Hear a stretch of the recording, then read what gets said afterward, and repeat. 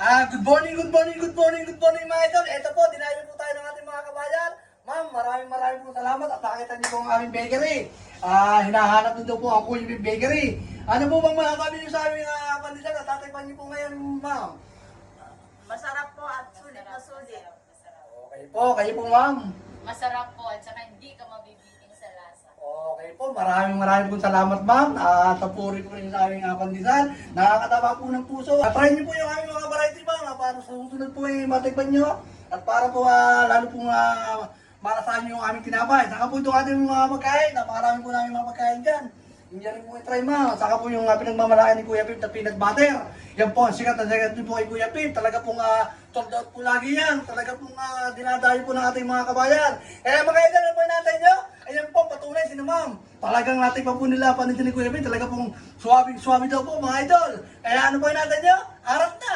Punta na kay Kuya Pip Bakery. Maraming po salamat mga idol. Salamat po. Shout out nga pala mga idol.